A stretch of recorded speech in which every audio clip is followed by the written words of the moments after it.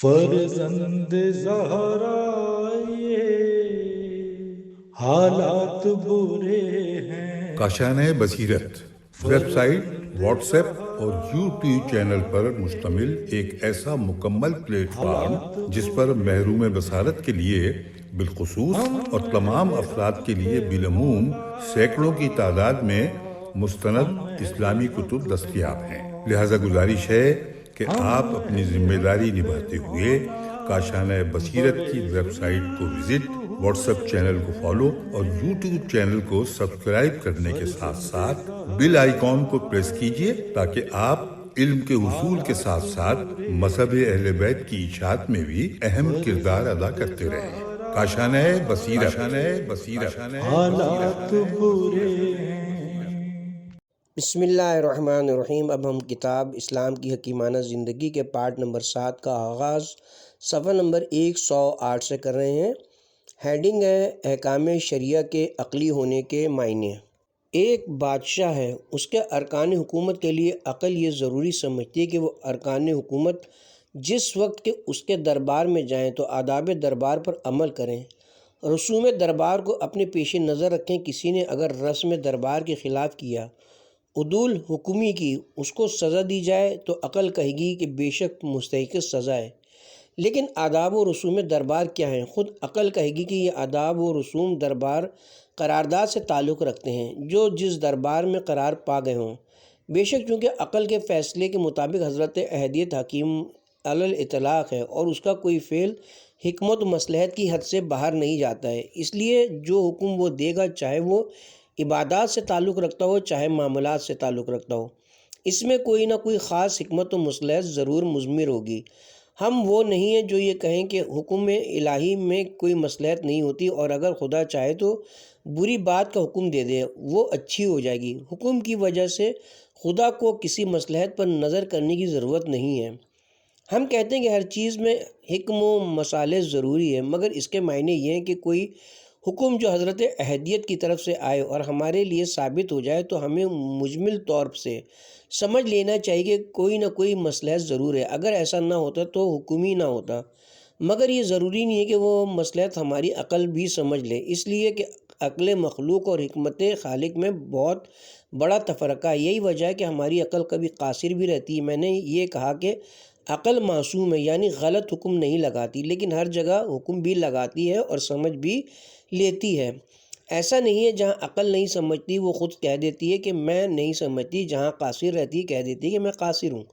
یہ اس کی سچائی ہے اور یہی اس کی عصمت ہے، مگر اس کے یہ معنی نہیں کہ عقل انسان ہر بات کو سمجھ لیتی ہے۔ اگر ایسا ہوتا تو علم ترقی کیوں کرتا؟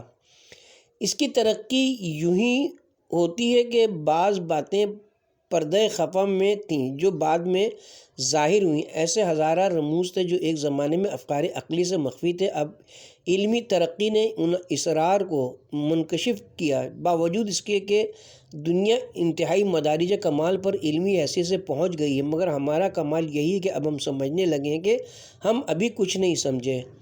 در حقیقت کل اس کا اقرار کرتے ہیں کہ آئندہ جو معلومات منکشف ہونے والے ہیں وہ ایسی ہوں گی جن کے مقابلے میں اس وقت تک کے معلومات ہیچ ہو جائیں گے۔ ایک بہت بڑا سمندر کا پارٹ ہم کو طے کرنا باقی ہے۔ اگر زمانہ مستقبل میں حالات مساعد ہوئے تو ممکن ہے کہ ہم اس سمندر کے وسط تک پہنچ جائیں۔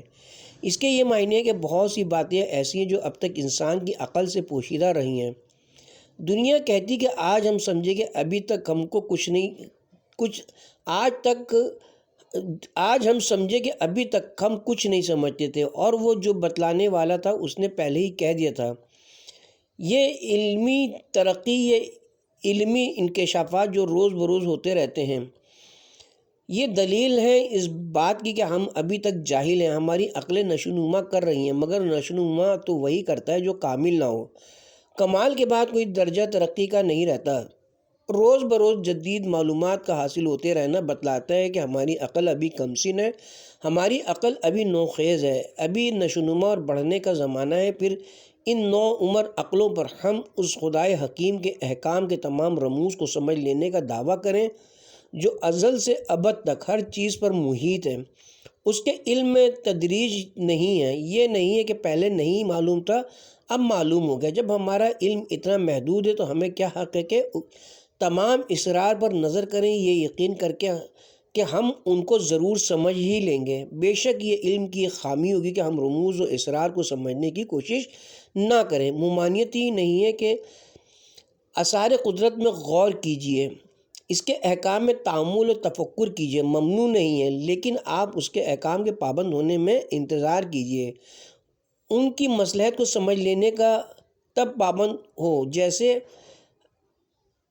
ایسا نہیں ہے کہ پابندی اس لیے کرنا چاہیے کہ خدا کا حکم ہے، غور کیجئے اس لیے کہ حکم دینے والا حکیم علی الاطلاق ہے۔ اگر ہم اس کی مصلحت کو سمجھ لیں تو ایک علمی ترقی ہے۔ اسلام نے راستے کھول دیے ہیں، اسی کی بنا پر احکام کی مصلحت پر غور کیجئے۔ ائمہ معصومین علیہم السلام نے علل شرائع بیان کی ہیں، اسی شوق کے پیدا کرنے کے لیے کہ عقل سے احکام کی حکمتوں کو سمجھنے کی کوشش کریں۔ غور کریں کہ اس میں کتنی بڑی بڑی حکمتیں مضمر ہیں۔ قرآن مجید میں بہت سے احکام کے ساتھ ان کے حکم و مسائل بھی بیان کیے ہیں۔ یہ سب اسی لیے کہ ایک طرف آپ عملی حیثیت سے پابند ہوں، دوسری طرف علمی ترقی کا دروازہ بھی کھلا رہے، یعنی احکام کے مسائل پر غور و فکر اگر کوئی علمی ترقی کے لیے کرنا چاہے تو کوئی مذائقہ نہیں ہے۔ ہمارے بہت سے روشن خیال حضرات احکام کے اسرار کو پوچھا کرتے ہیں۔ یاد رکھنا چاہیے کہ ہم حضرت احدیت کے احکام کے اصلی رموز و مسائل سے اسی طرح بے خبر ہیں جس طرح دوسرے افراد۔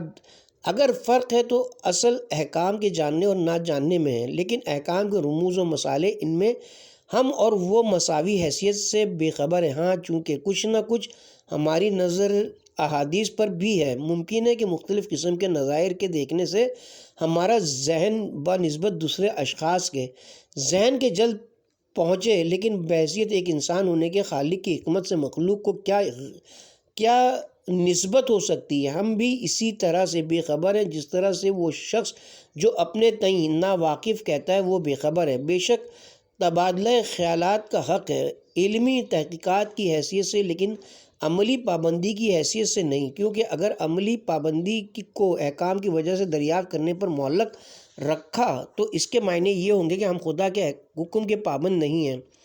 فرض کیجئے کہ ایک مالک نے یہ حکم دیا کہ اس وقت یہ خدمت بجا لاؤ، اگر وہ دانا ہے تو ضرور کوئی حکمت مد نظر رکھے گا، لیکن غلام کو یہ حق نہیں کہ پوچھے کہ اس میں کیا رمز ہے۔ دنیا کو غلطی نہ ہو کہ میں نے غلام بنا دیا تو اسلام غلامی کا حامی ہو گیا، یہ غلام خدا کا غلام ہے۔ ممکن ہے میں اس کو مستقل طور سے بیان کروں کہ خدا نے انسانیت کو اپنی غلامی اور عبودیت کو اسی لیے یاد دلائے کہ اس عبودیت کو فنا کر دے جو دنیا میں رائج ہو گئی تھی۔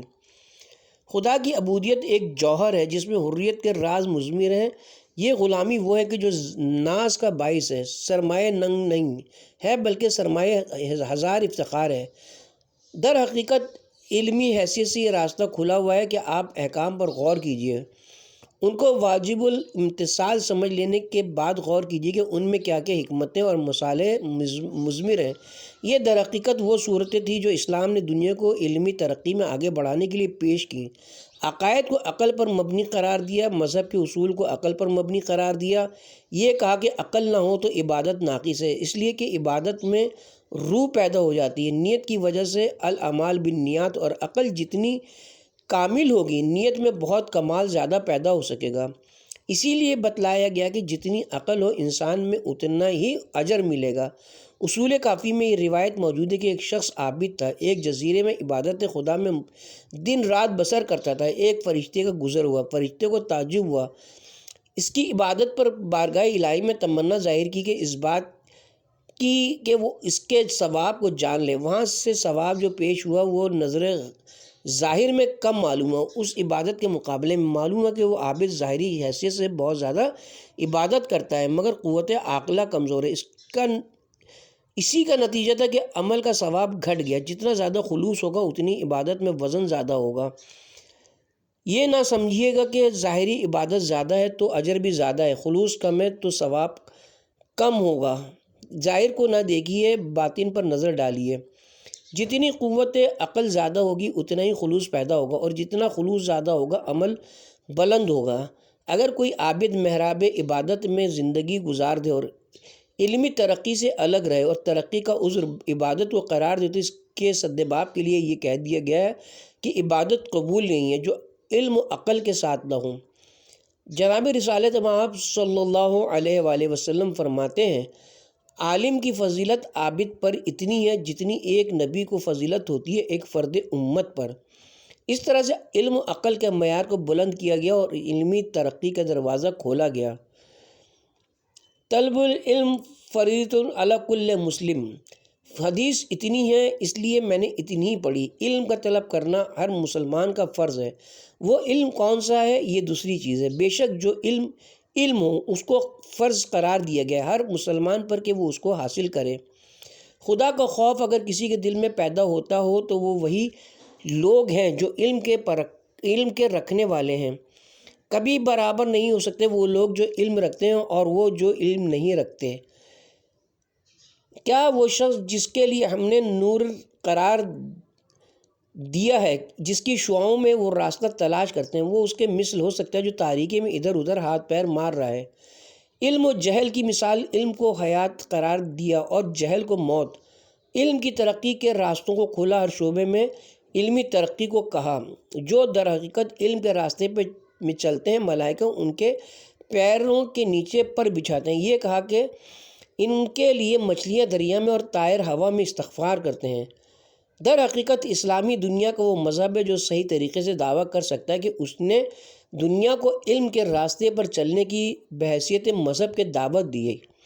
دنیا مذہب کے ذرے ذرے کو چھان ڈالیے مگر آپ کو علم کی اتنی حمایت نہ ملے گی جتنی قرآن میں اور حدیث میں ملتی ہے۔ اس طرح اسلام دنیا میں علمی ترقی کا صحیح رہنما بن کر آیا ہے، اس کے مقابلے میں کوئی مذہب نہیں آ سکتا۔ ہیڈنگ ہے اسلام اور عملی ترقی۔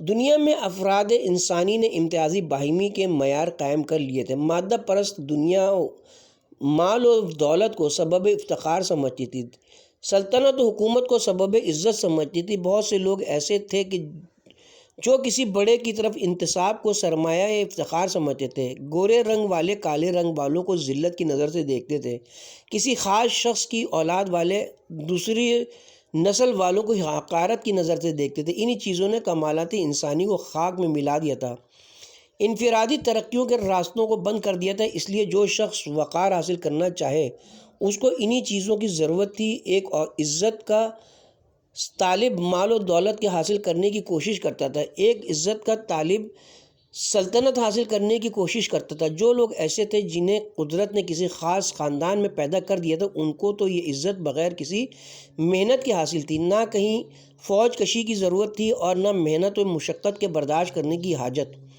اس کا نتیجہ یہ تھا کہ دنیا اپنے نفوس کو اخلاق سے سمجھنے کی طرف متوجہ نہ ہوئی، کسی کو اس کی ضرورت نہ محسوس ہوئی کہ وہ اچھا آدمی ہے وہ اچھا آدمی بنے تاکہ اس کی تعظیم کی جائے۔ ایک یہ چیز تھی جو قوت عمل کے کمزور کرنے کا باعث تھی۔ دوسرے مذہب کے غلط نظریات جو قائم ہو گئے تھے، جیسے نصارہ کا عقیدہ فدیہ کے مسیح سولی پر چڑھ گئے، لہٰذا ہمارے تمام گناہوں کے ذمہ دار بن گئے اور اب ہمارے لیے کوئی حکم نہیں ہے، ہم آزاد ہیں۔ یہ خیال ہوا تھا جس نے قوت عمل کو کمزور کر دیا۔ تیسری طرف عبادت کے مفہوم کا غلط سمجھ لینا کہ عبادت صرف تنہائی کے مقام پر بیٹھ کر یاد خدا کر لینا ہے۔ اس لیے عیسائیوں نے رہبانیت کو اختیار کیا کہ پہاڑوں پر غاروں میں تنہائی میں بیٹھ کر خدا کو یاد کیا کریں۔ چوتھی طرف نصارہ و یہود میں ایک غلط خیال یہ قائم ہو گیا تھا کہ چونکہ ہم اس کے سچے رسولوں پر ایمان لانے والے ہیں لہٰذا ہم اس کے محبوب ہیں، تو بھلا ہم کو وہ سزا کیوں دینے لگا؟ قرآن مجید میں ان کے قول کا تذکرہ موجود ہے، ہم خدا کے فرزند ہیں اور اس کے دوست ہیں۔ اس کے بعد جو نتیجہ اس سے ان کی ذہنیت کی باعث نکلتا تھا اس کی تشریح کر دی ہے، تو اب وہ تمہیں تمہارے گناہوں کی سزا کیوں دینے لگا؟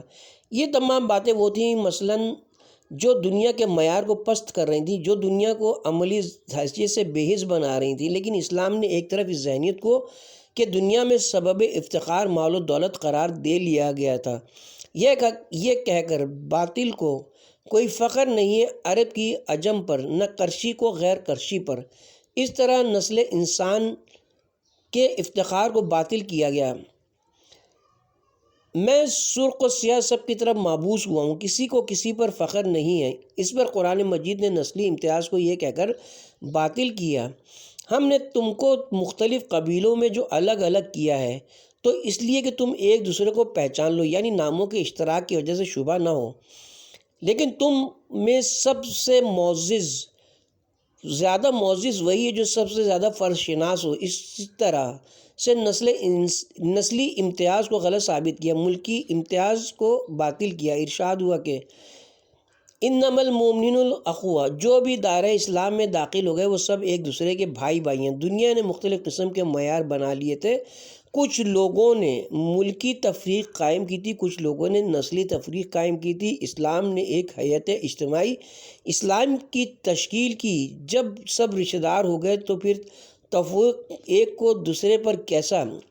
یہ حد تھی ملکی تفریق کو مٹانے کی کہ ملک حبش کے رہنے والے بلال، جو اتفاق سے سیاہ رنگ بھی ضرور تھے، ان کو یہ امتیازی خصوصی عطا کیا گیا کہ نماز کے لیے اذان دینے والے وہی ہوں۔ ایک طرف شہرت و اعلان، سب گمنام اور خاموش، لیکن مؤذن سر بلندی کے ساتھ اپنی آواز کا سنانے والا، دوسری طرف ایک حیثیت سے رہنما، راستہ دکھلانے والا، لوگ سونے والے وہ جگانے والا، لوگ غافل وہ خبر دینے والا۔ پھر یہ امتیاز کچھ طبیعتوں پر گرا بھی گزر رہا تھا، لوگوں کو کھل بھی رہا تھا کہ یہ امتیاز خصوصی رسول کی بارگاہ سے اس شخص کو عطا ہو جائے جو شین کو سین کہتا ہے، لیکن کیا کہنا اس رسول کے طرز عمل کا جس نے تمام معترضین کو یہ کہہ کر خاموش کر دیا، سین بلال شین عند اللہ، بلال کی سین خدا کے ہاں شین ہے۔ روح خلوص بڑھنے کے بعد عمل کی ظاہری بدصورتی کو بھی چھپا دیتی ہے۔ کوئی باکمال آپ کے پاس آئے، اس کا کمال آپ کو اس کی تعظیم پر مجبور کرے گا، چاہے صورت گر یہ بھی کیوں نہ ہو۔ جیسے ایک انسان کا ظاہری جسم اور اس میں اس کی روح، اگر روح صاحب کمال ہے تو اس ظاہری جسم کی صورت چھپ جائے گی، ویسے ہی عمل کی ظاہری شکل اور اس میں روح خالص، اگر روح خالص اور درست ہے تو عمل کو بھی اس شخص کے درست کر دے گی۔ بے شک کوتاہی اگر انسان کی اختیاری ہو تو قابل الزام ہے، اور اگر قدرت کی طرف سے بنایا ہی ایسا گیا ہے تو مورد الزام بالکل نہیں۔ اس طرح سے حبش کے رہنے والے کو عزت دی گئی، ملک فارس کے رہنے والے یعنی مسلمان، کیا کہنا اس عزت کا؟ قریب کے بیٹھنے والے غیر ہو گئے، وہ دور دراز ملک کا رہنے والا عزیزوں سے بڑھ گیا۔ وہ کیا چیز تھی؟ وہ قوت عمل تھی۔ ایک آدمی 10 گز خندق کھود رہا تھا، مگر وہ مسلمان ہی تھے جو 10 آدمیوں کے برابر کام کر رہے تھے۔ ہر جماعت کی خواہش ہوئی کہ سلمان کو اپنے میں داخل کر لیں، مگر جب رسول کے سامنے مسئلہ پیش ہوا تو فرمایا کہ سلمان نہ تم میں سے ہیں اور نہ تم میں سے، بلکہ سلمان ہم میں سے ہیں۔ مال و دولت و استغنائے ظاہری کی بنا پر جو امتیاز قائم کر لیا گیا اس کو اسلام کی جانب سے یہ کہہ کر غلط قرار دیا گیا کہ بس ایک خدا کی ذات ہے جو غنی اور تم سب فقیر ہو۔ اب ایک دوسرے پر فخر کرنے کا حق نہیں رہا۔ مال و دولت کا زیادہ ہونا انسان کے لیے استغنا کی دلیل نہیں ہے بلکہ فقر کی دلیل ہے۔ جس قدر مال و دولت زیادہ ہوگی اتنی ہی ضروریات زیادہ ہوں گی، جتنے ضروریات زیادہ ہوں گے اتنی احتیاج زیادہ ہوگی۔ سچ بتائیے وہ زیادہ غنی ہے جو کم افراد کا محتاج ہو، یا وہ جو زیادہ افراد کا محتاج ہو؟ در حقیقت غنی تو وہ ہے جو کسی کا بھی محتاج نہ ہو۔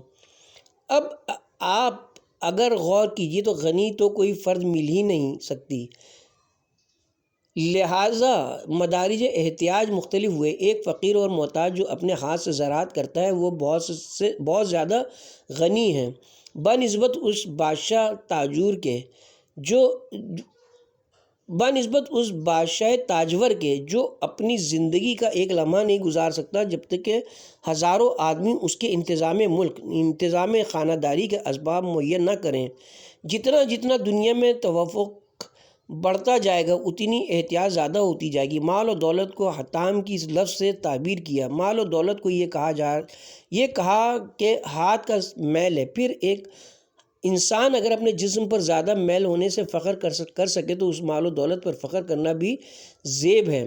اس طرح مال و دولت کے امتیاز کو مٹایا۔ بے شک مال و دولت کو اگر کوئی شخص ذریعہ قرار دے اسباب خیر کا، امور خیر کے انصرام کا، تو یقیناً یہ مال و دولت سبب نجات اخروی بن سکتا ہے، لیکن اس وقت مال و دولت سبب امتیاز نہیں ہے، بلکہ وہ عمل سبب امتیاز ہے۔ مال و دولت ذمہ داریوں کو بڑھایا ہے، انسان کو زیادہ پابند بناتا ہے، انسان کو زیادہ خطرے میں ڈالتا ہے۔ بہت سے معاصی ہیں جو انسان سے محض دولت مندی کی وجہ سے ظاہر ہوتے ہیں، اگر وہ سبک بار ہوتا تو شاید وہ ان معاصی میں مبتلا نہ ہوتا۔ اس کے بعد حکومت و سلطنت، وہ تو مال و دولت کی ایک ترقی یافتہ شکل ہے، مگر اس کو یہ کہہ کر اگر سلطنت اپنی ہوتی تو اس پر فخر بھی کیا جاتا، لیکن غیر کی دی ہوئی چیز، ایک آرائتی چیز، اس پر فخر کیسا، اس پر اعتماد اور بھروسہ کیسا؟ کتنے سر تھے جو صبح کو تاج شاہی رکھتے تھے، شام کو ٹھوکریں کھاتے ہوئے دکھائی دیے۔ کتنے آدمی کل تک چتر شاہی جن کے سروں پر تھے، دوسرے دن قبر بھی نصیب نہ ہوئی، اس پر فخر کیسا؟ نام و نسب اس امتیاز کو قدرت نے غلط ثابت کیا۔ آپ کے سامنے نوح کا قصہ پیش کیا، طوفان کے اٹھتے ہوئے موجیں، اس میں ایک کشتی، اس پر حضرت نوح اور ان کے تمام اہل بیت، ان کا بیٹا پانی میں غرق ہو رہا تھا۔ نوح آواز دیتے ہیں، میرے ساتھ کشتی میں سوار ہو جا۔ اس واقعے کا تذکرہ مد نظر نہیں، بیٹے نے سماعت نہیں کی، موجوں نے ڈھانپ لیا، چاہا نوح متوجہ ہو گئے خدا کی طرف، اس کے ایک وعدے کا واسطہ دینے لگے، میرا بیٹا میرے اہل سے ہے اور تیرا وعدہ سچا ہے، وعدہ یہ ہوا تھا کہ تمہارے اہل غرق سے محفوظ رہیں گے۔ قدرت کی طرف سے جواب ملا، یہ تمہارے اہل میں سے نہیں ہے، یہ تو عمل غیر صالح ہے۔ اس طرح فرزندی کے رشتے کو جو کسی نبی کی طرف استدنات رکھتا ہو بے اعتبار ثابت کیا، مگر جیسا کہ بیان ہوا غیر اس عمل کی وجہ سے اپنا ہو گیا، سلمان اہل بیت میں داخل ہو گئے۔ یہ عمل وہ چیز ہے جو مجتمع اجزاء کو منتشر کرتا ہے اور منتشر عناصر کو باہم بناتا ہے۔ اسلام کی تعلیم یہ ہے، اور اس طرح اس نے عملی طاقت کو نوع انسانی کے بلند کیا کہ دنیا کسی چیز کو سبب امتیاز نہ سمجھے، جو کچھ سبب امتیاز قرار دیا جائے وہ عمل صالح ہے۔ ملاحظہ فرمائیے، قرآن مجید میں خطاب ہے رسالت مآب سے، دوسروں کو تعلیم دینا مد نظر ہوتا ہے تو کسی خاص شخص سے خطاب کر کے کہا جاتا ہے۔ رسول کی شخصیت سے بڑھ کر اور کسی کی شخصیت دنیا میں نہیں ہو سکتی اسلام کے نقطۂ نظر سے، مگر شخصی خصوصیت کو معیار عمل کے سامنے بے اختیار ثابت کرنے کے لیے ارشاد ہوا، اللہ اکبر، خدائے ملک و ملکوت کا جاؤ جلال ہے کہ رسول کو مخاطب کر کے کہا جاتا ہے، یقیناً رسول کو اس کی ضرورت نہ تھی مگر ہم کو سنانے کی ضرورت تھی۔ کہا جا رہا ہے اگر تم شرک کرو تو تمہارے اعمال حبط ہو جائیں اور تم روز قیامت نقصان اٹھانے والوں میں محسوب ہو۔ ارشاد ہو رہا ہے یہ دکھانے کے لیے کہ خصوصیت شخصی کوئی چیز نہیں ہے، جو کچھ ہے وہ عمل ہے۔ ایک جگہ ارشاد ہوا، اگر تم ان کی خواہشوں کی پیروی کرنے لگو باوجود اس علم کے جو تم کو حاصل ہو گیا تو کیا ہوگا، تمہارا شمار ظالمین میں ہو جائے گا۔ ایک مقام پر ارشاد ہوتا ہے اگر تم ان کی پیروی کرو اس کے بعد کہ تمہارے پاس علم آ چکا تو یاد رکھو پھر ہم تمہارے ساتھ نہیں ہیں۔ اس طرح یہ ظاہر کیا کہ رسول کی بھی شخصیت کے ہم جانبدار نہیں ہیں، ہم کو تو رسول کا عمل محبوب ہے، محبوب ہے، رسول کے ذاتی کمالات محبوب ہیں، رسول کی شخصیت سے کوئی تعلق نہیں ہے۔ بے شک رسول کی طرف ان باتوں کی نسبت دینا ویسے ہی تھا جیسے یہ کہا کہ اگر زمین میں دو خدا ہوتے تو فساد ہوتا، حقیقتاً فرض محال کے طور پر کہا گیا ہے، لیکن نتیجہ یہ ضرور نکلتا ہے کہ در حقیقت عمل ہی وہ چیز ہے جو معیار موالات ہے، معیار محبت الہی ہے۔ اس خطاب کو رسول اپنے عزیز داروں کو مخاطب کر کے ارشاد فرماتے ہیں، سنو اے میرے خاص رشتہ داروں اور عزیزوں، میں خدا کے مقابلے میں تمہاری کوئی جانبداری نہیں کر سکتا، خدا کی تائید تمہارے لیے بہرحال ضروری ہے۔ ایک مقام پر جہاں ازواج رسول کو مخاطب کیا گیا وہاں یہ کہا ہے کہ صرف انتصاب کی وجہ سے تمہاری ذمہ داری زیادہ ہے، انتصاب کی وجہ سے مقام عمل میں وہ تمہیں پابندی زیادہ کرنا چاہیے، تم اور عورتوں کے مثل نہیں ہو، اور عورتیں اگر کسی حکم کے خلاف کریں تب بھی وہ اتنا قابل گرفت نہیں ہے جتنا تمہارا مخالفت کرنا۔ تم کو امتیاز خصوصی حاصل ہے، لہٰذا تم کو ان احکام کا بیشتر پابند ہونا چاہیے۔